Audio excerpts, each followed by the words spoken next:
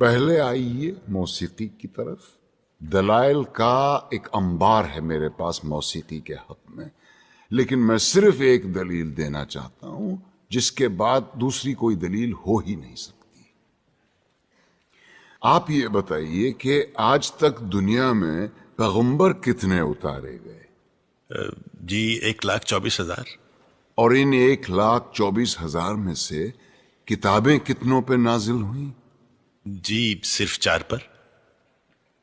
گویا یہ تو طے ہو گیا کہ یہ 4 باقی 1,23,996 پیغمبروں سے زیادہ برگزیدہ ہیں. بے شک. ان 4 کو اللہ نے معجزے عطا کیے. حضور کا سب سے بڑا معجزہ قرآن شریف. موسیٰ کو اس قابل بنایا کہ وہ لاٹھی سے دریا کے 2 ٹکڑے کر دے. عیسیٰ کو یہ طاقت دی کہ وہ مردے کو دوبارہ زندہ کر دے. اور داؤد کو کیا دیا؟ موسیقی. ایسی سریلی آواز اور راگوں اور سازوں پر اتنا عبور کہ سر لگائیں تو پہاڑ ساتھ گانے لگے. دنیا جہان کے پرندے مدہوش ہو کے آواز کی جانب کھنچے چلے آئیں. زبور اٹھا کے دیکھیے، یہ تک لکھا ہے کہ کن راگوں سے اور کن سازوں پہ گا کے حضرت داؤد الصلاۃ السلام نے خدا کی حمد و ثنا کی. کیا یہ ممکن ہے کہ خداوند کریم اپنی تعریف سننے کے لیے ایک حرام چیز کا انتخاب کرے اور اپنے ایک برگزیدہ پیغمبر کو حرام چیز معجزے میں دے؟ کیا یہ ممکن ہے کہ نبی کریم صلی اللہ علیہ وسلم موسیقی کو حرام بھی سمجھیں اور حضرت عائشہ رضی اللہ عنہا سے یہ بھی پوچھیں کہ بارات جس قبیلے میں گئی ہے وہ انصار ہیں اور انصار موسیقی کے بہت رسیا ہوتے ہیں، کیا تم نے بارات کے ساتھ کچھ گانے والیاں بھی بھیجی ہیں یا نہیں؟ کیا یہ ممکن ہے کہ وہ موسیقی کو حرام بھی سمجھیں اور ابو موسیٰ اشعری کی قرت سے خوش ہو کر اس سے یہ بھی کہیں کہ لگتا ہے تمہارے گلے میں تو داؤد کا ساز رکھ دیا گیا ہو؟ I have a question regarding music in the Holy Quran. Is it mentioned anywhere in the Holy Quran that listening to music, I'm not saying watching music, but listening to music is haram? And if it is so, Mr. Bismillah Khan, ایک مشہور فنکار ہے, he has an argument with someone that listening to music is very soulful and relaxing to the soul. So if you could please defend or have an argument about this, that how is listening to music haram? Thank you very much. بہن نے سوال کیا ہے کہ قرآن میں کوئی آیت ہے جس میں لکھا ہے کہ میوزک حرام ہے؟ قرآن میں لکھا ہے اطیعوا اللہ اطیعوا الرسول، obey Allah obey the message, Allah کی بات مانو، اللہ کے رسول کی بات مانو. تو قرآن یا صحیح حدیث میں موجود ہے، ہمیں ماننا چاہیے. قرآن میں ڈائریکٹ ورس نہیں ہے کوئی صاف الفاظ سے کہ میوزک حرام ہے، انڈائریکٹ ہے، لیکن اللہ کے رسول کی حدیث میں ہے. صحیح حدیث میں لکھا ہے کہ صرف ڈف ہوتا ہے ون سائیڈڈ ڈرم، ڈف الاؤڈ ہے، اس کے علاوہ باقی میوزیکل انسٹرومنٹس حرام ہیں. یہ صاف طور پہ لکھا ہے. ابھی آپ کا آرگیومنٹ ہے کہ بسم اللہ خان صاحب کہتے کہ میوزک کی سودنگ فار دا سول. میرا دوست کہتا ہے شراب بھی سودنگ فار دا سول ہے. شراب سے مجھے سکون ملتا ہے، ٹھیک ہے بھائی، آپ کو سکون ملتا ہے، لیکن اس سے نقصان زیادہ ہے. تو میوزک کیوں حرام قرار کیا ہے؟ اٹ انٹاکسیکیٹس. قرآن میں لکھا ہوا ہے چیپٹر نمبر 2 سورہ البقرہ میں، سورہ نمبر 2 آیت نمبر 219، شراب میں فائدے بھی ہے نقصان بھی ہے. اللہ تعالیٰ جانتا ہے، اللہ تعالیٰ سب کچھ جانتا ہے. قرآن میں لکھتے ہیں اللہ تعالیٰ کہ شراب میں فائدے بھی ہے نقصان بھی ہے، لیکن نقصان فائدے سے زیادہ ہے. تو میں مانتا ہوں ہو سکتا ہے کہ کچھ لوگوں کو فائدہ ہو میوزک سے. دیر از میوزک تھراپی آلسو. قرآن میں ایک سورہ شعراء ہے، پوئٹس.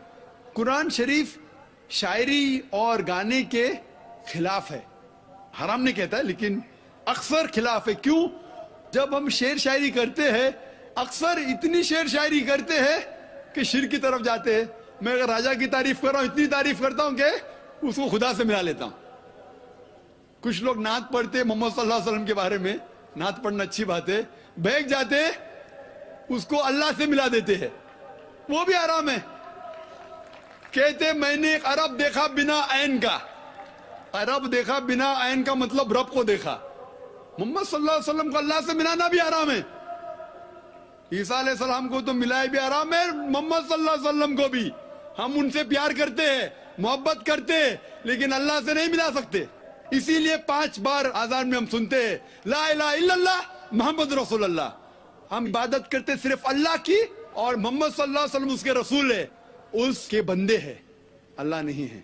तो बिस्मिल्लाह खान जो कहते हैं, हो सकता है कि किसको सुकून पहुंचता होगा, लेकिन जब इनडायरेक्ट है, लेकिन अल्लाह के रसूल के हदीस में है, सही हदीस में लिखा है कि सिर्फ डफ होता है वन साइडेड ड्रम, डफ अलाउड है, उसके अलावा बाकी म्यूजिकल इंस्ट्रूमेंट्स हराम है। ये साफ तौर पे लिखा है। अभी आपका आर्ग्यूमेंट है कि बिस्मिल्लाह खान साहब कहते हैं कि music is soothing for the soul. मेरा दोस्त कहता है शराब भी सूदिंग फॉर द सोल है।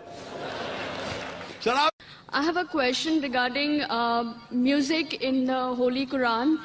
Is it mentioned anywhere in the Holy Quran that listening to music, I'm not saying watching music, but listening to music is haram?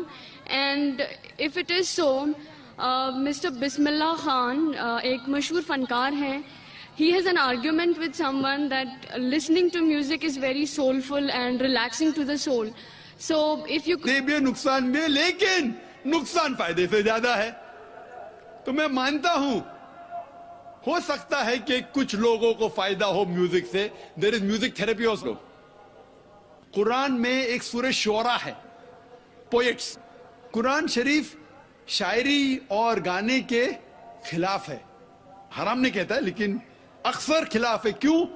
जब हम शेर शायरी करते हैं, could please defend or have an argument about this, that how is listening to music haram? Thank you very much. बहन ने सवाल किया है कि कुरान में कोई आयत है जिसमें लिखा है कि म्यूजिक हराम है। कुरान में लिखा है अतिउल्लाह अतिउर रसूल, ओबे अल्लाह ओबे द मैसेज, अल्लाह की बात मानो, अल्लाह के रसूल की बात मानो। तो कुरान या सही हदीस में मौजूद है, हमें मानना चाहिए। कुरान में डायरेक्ट वर्स नहीं है कोई साफ अल्फाज से कि म्यूजिक हराम है। सबसे मुझे सुकून मिलता है, ठीक है भाई, आपको सुकून मिलता है, लेकिन उससे नुकसान ज्यादा है। तो म्यूजिक क्यों हराम करार किया है?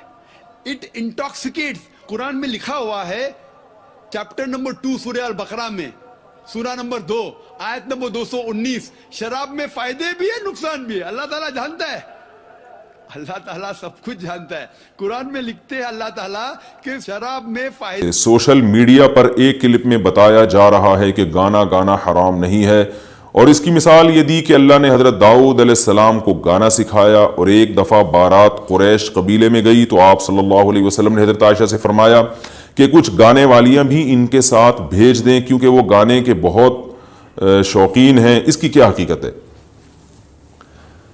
ये जो हजरत आयशा रज़ी अल्लाह तआला अन्हा के दौर में वाक़या हुआ, आप सल्लल्लाहु अलैहि वसल्लम ने ये जिस हदीस की तरफ आपने इशारा किया है, तो यहाँ जो जिस गाने की तरफ रसूलुल्लाह सल्लल्लाहु अलैहि वसल्लम ने इशारा किया, वो अरबी का लफ्ज़ गिना है। मुगन्निया कहा जाता था, जो तरन्नुम से कोई भी चीज़ पढ़े, उसको आप आजकल के सिंगरों पर क़यास नहीं कर सकते। तो मुगन्निया का लफ्ज़ हदीस में इस्तेमाल हुआ है, और मुगन्नी या मुगन्नी कहते हैं जो गाने वाला, और मुगन्निया गाने वाली। तो कोई भी चीज़ जब आप तरन्नुम से पढ़ते हैं तो उसको भी गिना कहा जाता है, तरन्नुम से। तो ये वो अशार थे जो लड़कियां तरन्नुम से पढ़ रही थीं, जिसमें शादी ब्याह का तस्करा था। तो ऐसे अशार पढ़ना तरन्नुम से ख़ास तौर पर इन मौक़े में जायज़ हैं। और लेकिन ये क़यास करना कि जो आजकल जिस तरह से गाने गाए जा रहे हैं उस पर क़यास करना, ये बिल्कुल जायज़ नहीं है। ये अरबी लुग़त से नावाकिफ़ियत की दलील है, क्योंकि इसको भी कहा जाता है, इन गानों को भी कहा जाता है, लेकिन हदीस से वो वाले गाने मुराद हैं जो रसूलुल्लाह सल्लल्लाहु अलैहि वसल्लम के दौर में बच्चियाँ पढ़ा करती थीं। जैसे रसूलुल्लाह सल्लल्लाहु अलैहि वसल्लम जब मदीना तशरीफ लाए तो बच्चियों ने पढ़ा तलाअल बद्रु अलैना मिन सनियतिल वदाई वजब शुक्र अलैना, ये पूरा एक कलाम उन्होंने पढ़ा। तो ये कोई वो इस तरह के गाने थोड़ी हैं जिस तरह से आज गाने गाए जा रहे हैं, और उन गानों में किस किस्म की बेहूदगी है। तो ये शरीयत पर ज्यादती है। आज जो कुछ हो रहा है ये बिल्कुल हराम है, नाजायज़ है, इसकी शरीयत में कोई गुंजाइश नहीं है। अलबत्ता یہ جو آپ نے مثال دی داؤد علیہ السلام گانا گایا کرتے تھے، معاذ اللہ نقل کفر، یہ تو پیغمبر کی طرف نسبت بھی اس کی کرنا جائز نہیں ہے. داؤد علیہ السلام کو اللہ تعالیٰ نے ایک خوبصورت آواز دی تھی جس کو مزمار سے تعبیر کیا گیا ہے. مزمار اصل میں تو موسیقی کو کہتے ہیں، موسیقی کے آلات کو کہتے ہیں جن کے توڑنے کا ہمیں حکم دیا گیا ہے، اور جس حدیث میں آتا ہے کہ قرب قیامت کی علامات میں سے موسیقی کے آلات کا بڑھ جانا بھی ہے، اس میں مزمار کا بھی تذکرہ ملتا ہے. تو یہاں داؤد علیہ السلام کو جو آواز کو جو تعبیر یعنی تشبیہ دی گئی ہے مزمار سے، وہ خوبصورت آواز کی وجہ سے، اس میں ایک ترنم تھا، بہت خوبصورت آواز سے اور خوبصورت طرز میں وہ آپ داؤد وہ زبور کی تلاوت کیا کرتے تھے، اس کو مزمار سے تشبیہ دی گئی ہے. تو یہ اس سے ہرگز گانا وانا مراد نہیں ہے. کوئی پیغمبر نقل کفر نباشت، کوئی پیغمبر گلوکار نہیں گزرے. تو یہ آج کل کے کچھ جدت پسند لوگ ہیں جو خواہشات نفسانیہ اور شہوت پرستی کو فروغ دینے کے لیے کہیں سے بھی کچھ ادھر ادھر کے دلائل کو لے کے چسپاں کر دیتے ہیں. وہ یہ دیکھتے نہیں ہے کہ حدیث میں یہ لفظ اس معنی میں حقیقت ہے یا مجاز ہے، اس کے حقیقی معنی کیا ہیں، اور اس وقت یہ حقیقی معنی میں استعمال ہو رہا ہے یا مجازی معنی میں استعمال ہو رہا ہے. اس بحث سے ان کو کوئی واسطہ نہیں ہوتا، بس کہیں سے بھی کچھ لیا اور وہ فٹ کر دیا. جو گانے بجانے کے ناجائز ہونے اور موسیقی کے ناجائز ہونے کی جو سب سے بڑی دلیل ہے، ایک تو قرآن مجید کی آیت ہے سورہ لقمان کی، وَمِنَ النَّاسِ مَن يَشْتَرِي لَهْوَ الْحَدِيثِ لِيُضِلَّ عَن سَبِيلِ اللَّهِ. لوگوں میں بہت سے ایسے ہیں جو اللہ کی راہ سے گمراہ کرنے کے لیے لہو الحدیث، فضول چیزوں میں پڑ جاتے ہیں. اور اس آیت کی تفسیر میں صحابہ تابعین کی ایک جماعت سے ہی منقول ہے صحیح سند کے ساتھ کہ اس سے مراد موسیقی ہے. تو اللہ نے موسیقی کو اللہ اور اس کے رسول سے غافل کر دینے والا قرار دیا، اور مشاہدے پر مبنی بھی ایک حقیقت ہے. آپ کسی موسیقی کے رسیہ آدمی کو رسول اللہ صلی اللہ علیہ وسلم کی سنت کی پیروی کرنے والا یا قرآن کی تلاوت میں دلچسپی لینے والا نہیں پائیں گے آپ.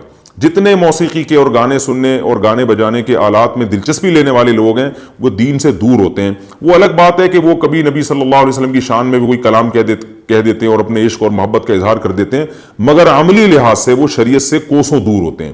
اور جتنے علماء صلحاء جو ہم نے دیکھے ہیں یا عامت الناس میں جو لوگ قرآن و سنت کو پورا فالو کر رہے ہوتے ہیں، وہ موسیقی سے اتنا ہی دور ہوتے ہیں. بلکہ وہ تو موسیقی سن کے اپنے کانوں میں انگلیاں ٹھوس لیتے ہیں، وہ دلچسپی نہیں لیتے موسیقی سے. تو موسیقی اور گانا بجانا یہ انسان کو اللہ اس کے رسول صلی اللہ علیہ وسلم سے یہ چیزیں دور کر دیتی ہیں. آپ صلی اللہ علیہ وسلم نے فرمایا کہ میری امت میں بھی خسف اور مسخ ہوگا، یعنی زمین بھی دھسے گی جس میں عذاب آئے گا، اور مسخ لوگوں کی شکلیں بھی تبدیل ہوں گی، ایسے عذاب آئیں گے. اور یہ اس وقت ہوگا جب موسیقی کے آلات پھیل جائیں گے اور شرابیں پی جائیں گی اور ان کے سروں پہ دف بجائے جائیں گے، یعنی ڈھول دھماکے جو ہے نا لوگوں کے سروں پہ بجائے جائیں گے. جب یہ وقت آئے گا تو پھر انتظار کرو خسف اور مسخ کا، یعنی زمین بھی دھسے گی اور لوگوں کے چہرے بھی اللہ تعالیٰ مسخ کریں گے. ایسے عذاب دنیا میں آنا شروع ہوں گے. اللہ تعالیٰ ہم سب کی حفاظت فرمائے. تو اس لیے گانے بجانے سے اپنے آپ کو دور رکھیں. داؤد علیہ السلام کی جو خوبصورت آواز تھی اس کو مزمار سے تعبیر کیا گیا ہے، وہ موسیقی کے آلات نہیں تھے. رہا البتہ اتنی بات ضرور ہے کہ گانے کا مضمون میں اگر بےہودگی نہ ہو تو بعض علماء نے اس کی گنجائش دی ہے کہ میاں بیوی ایک دوسرے کو وہ گانا سنا سکتے ہیں اپنی آواز میں. اس کی بعض علماء نے گنجائش دی ہے. تو اگر کوئی اس پر عمل کرنا چاہے تو ان علماء کے قول کے مطابق اس کی گنجائش بنتی. ہر نبی کا کوئی نہ کوئی معجزہ رہا ہے. داؤد علیہ السلام کا معجزہ کیا تھا؟ اگر موسیقی تھا تو یہ اسلام میں حرام ہے. واضح کیجئے. کسی نے ایک سوال کیا کہ داؤد علیہ السلام کا کیا معجزہ تھا. ایک عجیب بات ہے کہ مسلمان اپنے دین اور شریعت کو فلموں سے سیکھتے ہیں. بہت سے مسلمانوں نے بہت سے احکامات فلموں میں ہی دیکھے جو کہ ان کو پتا نہیں تھا. ہندوستان کے مسلمانوں نے پہلی بار رفع کب دیکھے معلوم آپ کو؟ نماز میں جو ہاتھ اٹھاتے ہیں. جب ایک ایکٹر جو شیعہ ہے بہرحال اس نے ایک فلم کے اندر رفع کر کے نماز پڑھاتا تھا. اچھا ایسی بھی نماز ہوتی؟ پھر لوگوں نے کہا یہ شافعی لوگ پڑھتے ایسی نماز. گویا نہ ہم کو علم ہے شریعت کا، نہ احکامات کا، نہ سنن کا، نہ نوافل کا، نہ ادب کا. اسی میں سے کہ ایک جدید دور کا یہ ایک مسئلہ ہے کہ ایک پکچر بنی تھی، اس پکچر میں بتایا گیا کہ داؤد علیہ السلام کا معجزہ جو ان کو ایک انہونی کرامات جس کو کہیں گے جو دی گئی تھی وہ موسیقی تھا.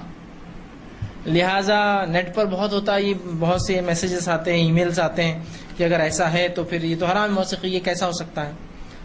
تھوڑا سا ہم خود عقل لڑا لے تو یہ مسئلہ آئے گا ہی نہیں ہمارے سامنے. اگر کسی نبی کا معجزہ موسیقی ہوں گا بھی ہے نہیں ہوں گا بھی تو کیا یہ سڑی ہوئی موسیقی ہوگا؟ ایک نبی کی شان کے اعتبار سے سوچنا پڑے گا نا، اس کی ذات کو جو زیبا اور لائق ہوگا اس کے اعتبار سے سوچنا پڑے گا، ہے نا؟ تو کسی نبی کا معجزہ کبھی موسیقی نہیں تھا، کسی نبی کا نہیں تھا۔ اب داؤد علیہ السلام کا کیا تھا؟ ناصر الدین شاہ نے بولے، اب سننا تو پڑے گا نا، عالم دین ہے بہت بڑے، پکچر میں بولے انہوں نے بات، تو اب تو ہمارے ذہن میں گھر کر گئی، عالم کی بات جلدی سمجھ میں نہیں آئیں گی، ہیرو کی بات بہت جلدی سمجھ میں آتی ہے نا؟ بہت سے مسلمانوں کو بہت سی چیزوں کا علم نہیں تھا، شاہ رخ خان جب بولا ٹی وی شو پر تو جب سمجھا مسلمانوں کو ڈٹ کر ہم نے بولنا چاہیے ہم مسلمان ہیں نا، اس کا ایمان اس کے ساتھ، لیکن بہرحال ٹی وی پہ اس نے بڑا ڈٹ کے بولا یہ چیز کہ مجھے شرم نہیں ہے اسلام اور مسلمان اپنے آپ کو بولنے میں، تو مسلمان کو بڑا فخر ہوا، اچھا مطلب بولنا چاہیے۔ عالم دین 1000 سال سے بول رہے کہ میں فخر سے بولو، آپ مسلمان ہیں، اس میں کوئی نہیں وہ کیسا ہوگا فلاں ہوگا، تو بہت جلدی میڈیا کی بات، میڈیا اثر کرتی ہے مسلمانوں پہ بہت جلدی، اور انہی سے چلتی بھی ہو تو کیوں نہ اثر کریں گی، ٹھیک؟ وہ بول دیا کہ ہاں وہ موسیقی تھا، ٹھیک ہے۔ داؤد علیہ السلام کا جو معجزہ قرآن نے بیان کیا وہ یہ تھا کہ وہ جب اللہ کا ذکر کرتے تو اتنی اچھی آواز میں کرتے کہ پہاڑ اور پرندے بھی آپ کے ساتھ اللہ کا ذکر کرتے۔ موسیقی نہیں ہے، موسیقی مطلب آلات بجانا، کوئی بجانا نہیں تھا اس میں کیا تھا؟ اللہ کا ذکر کرتے تو ان کے ساتھ ساتھ پہاڑ بھی اللہ کا ذکر کرتے اور پرندے بھی اللہ کا ذکر کرتے۔ تو موسیقی کہاں سے آئی یہاں؟ ذکر کرتے، تلاوت کرتے آپ جب زبور کی، تو جو ہے اتنی اچھی آواز آپ کو اللہ نے دی تھی کہ تمام چیزیں آپ کے ساتھ، پہاڑ بھی تلاوت کرتے اور چرند پرند بالخصوص پرندے آپ کے ساتھ جو ہے تلاوت کرتے۔ یہ آپ کا معجزہ تھا، بس یہ تھا۔ اور دوسرا تھا کہ اللہ نے آپ کے ہاتھوں میں صلاحیت دی تھی کہ تانبا جو تھا، پیتل جو تھا، لوہا تھا، آپ کے ہاتھ میں نرم ہو جاتا آ کر، تو آپ جو چاہے اس کو شکل دے دیتے تھے، جو چاہے شکل۔ رسول نے فرمایا داؤد ہی پہلے نبی تھے جس نے بختر بنایا، سینے پہ جو آتا نا اپنے حفاظت کے لیے پہنتے ہیں جنگ میں، تو داؤد علیہ السلام، چونکہ بہت آسان تھا آپ کے لیے بنانا، نرم ہو جاتا لوہا ہاتھ میں، جیسا چاہے آپ اس کو شکل دے دیتے۔ تو یہ دو آپ کی معجزے قرآن نے بیان کی۔ تو کوئی موسیقی معجزہ داؤد علیہ السلام کا نہیں ہے، یاد رکھیے۔ کیا ہے معجزہ آپ کا؟ تلاوت کرتے اللہ کی کتاب کی اتنی اچھی آواز میں کہ ساتھ میں پہاڑ اور پرندے بھی تلاوت کرتے اس کتاب کی اللہ کی، یہ آپ کا تھا، ٹھیک ہے۔ اب لایا موسیقی داؤد علیہ السلام کا معجزہ تھا، لہذا گاؤ بجاؤ، ہے نا؟ تو یہ سب فالتو باتیں ہیں، یہ سب صوفیانہ انداز ہے اللہ کی کتاب کو بیان کرنے کا۔ صوفیوں نے اپنے، چونکہ ان کا مزاج ناچنے گانے کا ہی ہوتا ہے، پورے صوفیاں دیکھیے آپ ناچتے رہیں گے، گاتے رہیں گے، کوئی فراق پہن کے ناچ رہا ہے تو کوئی جھبلوں میں، دیکھیے بڑے بڑے پہن لیتے جھولے میکسیاں اور ناچتے رہتے گول گول گھوم کے، منڈی ٹیڑھی اور گھوم رہے، تو کوئی الگ الگ، ہر کسی کا ایک اپنا انداز ہے ناچنے کا، ٹھیک ہے، اور ناچ رہے ہیں، اور پھر ہر قسم کی قباحت اور برائیاں اس کے اندر ہیں۔ ایک آپ دیکھیں اگر پنجابی آپ لوگوں کو پہچانتے ہو، ہندوستان کے پنجابی نہیں، پاکستان کے پنجابی، اکثر بہت صوفیہ گزرے ہیں وہاں، بہت صوفیہ کیا ان کا مذہب اور اسلام سے ان کو لینا دینا نہیں ہوتا۔ تو ایک صوفی بیچارے، ریسنٹ صوفی ہے، اگر موسیقی آپ کہہ رہے ہیں کہ داؤد علیہ السلام معجزہ تھا، تو کیا ایسی موسیقی غلاظت والی؟ ویسے تو نہیں تھا، لیکن مان بھی لے تو کچھ زیبا ہوگا، اس کا اسٹیٹس ہوگا، کوئی اس کا لیول ہوگا نا۔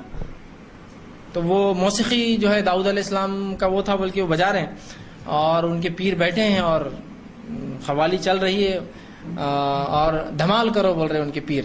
دھمال مطلب پنجابی زبان میں ناچو، اور جو دھمال نہ کرے وہ مادر بلکہ گالی بھی دے رہے بیچ میں ہو، سب ناچنا شروع کر دے شروع، اس لیے کہ گالی دے رہا، ایک دم لفظی گالیاں دے رہا ہو۔ جو ناچے وہ تو پنجابی زبان میں گالیاں بہت عام ہیں، تو گالی دے رہا ہو، وہ تو مادر بلکہ گالی دے رہا، سیدھا سب ناچنا شروع، مرد اور عورتیں پورے ناچ رہے۔